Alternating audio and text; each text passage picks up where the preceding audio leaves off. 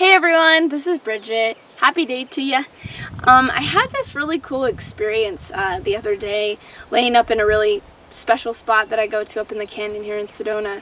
And I was laying down and these trees just were around me, and the spring is going by and they're shaking in the wind, and it's just so beautiful, the new growth, the new life, the vitality. And then through these trees, were these perfectly straight chemtrails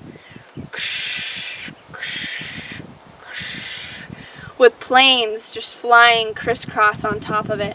And I'm like, damn, darn it, I'm looking at that, and at first I was a little down because I was like, damn, it's like spraying on me and this great day and stuff.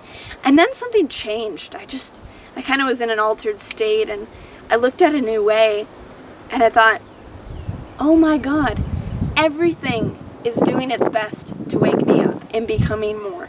And it might just be a different motivating factor as to which one you resonate with. To some people, the beautiful trees and the nature and the vitality and the life and the connectedness just inspires you to remember and to be awake. And then to some people, the chemtrails and the government's hiding everything, and the banks and all these other things are motivating, pressurizing, creating some kind of stir to want change. And both of them are equally supportive. It depends on which one works for you. So for us now, if we can think of it from this perspective, then we can see that everything is supporting us in our awakening. And it's really interesting because even from the perspective of some of the channel material I've heard, even like the Mayan astrology type things, is that we go in these processions, these 25,000 year awakening ascension processions. And for the past 50,000 years, the first one, no one ascended. No one woke up out of third density on Earth. Something like over just 100 people, 100 Mayans actually ascended in the second round. So at the end of the second round, the beings that were in charge of Earth kind of got a little ass kicking from these higher dimensional beings who were like, what the hell? Your civilization, humanity isn't actually ascending. It isn't growing. It's just this kind of Eden where everyone's just blissed out, but no one's really transforming. No one's really changing. So we need to bring in some stuff that's going to really help them wake up this time and get off this karmic wheel.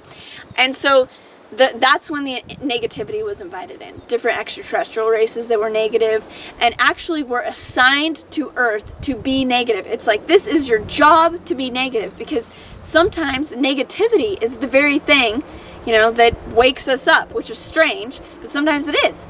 And so from that perspective, it's like, that's so cool. And it's like, thank you. Instead of being judgmental of this scalar wave right above me with chemtrails, instead of being, it's like, oh my God, thank you. And for the beauty of this dog coming towards me. Hello. How you doing?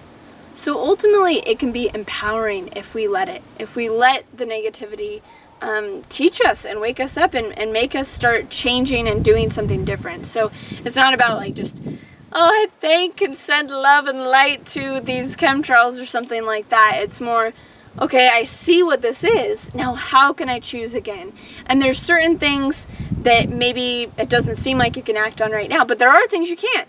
Like, buy organic food, put money into certain things that you care about, start expressing yourself, start something to help the earth, to help connective humanity. There's so many things that we can do. And so just every time that anything negative comes into your sphere or perceivably negative, go, shoot.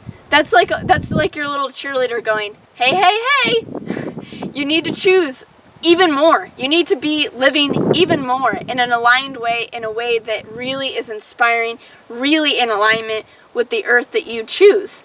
And so you let it be an indicator, let it knock on your door, and let it wake you up so that you choose who you want to be and and the life you want to live, and what version of Earth that you end up on. What I see is that a lot of people, it's so easy to stay asleep, it's so easy to stay under the illusion, so easy to stay in the matrix. It's just this numbness. Even when you're hearing all this stuff about ET disclosure, or all these changes in technology, or all these great things, it's just and so anything that they can hit us with is great.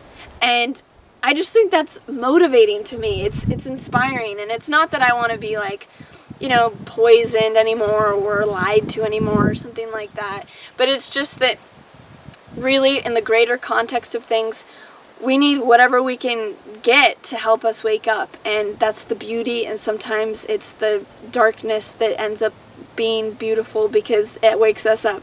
So I just wanted to share that. It was an interesting thing. And so all I can say is that from all angles, let yourself wake up, whether it's through negativity or positivity, because ultimately it'll go to this thing where we realize that it's all one and there isn't polarity, and we can just be connected to everything in this like hyper-conscious state.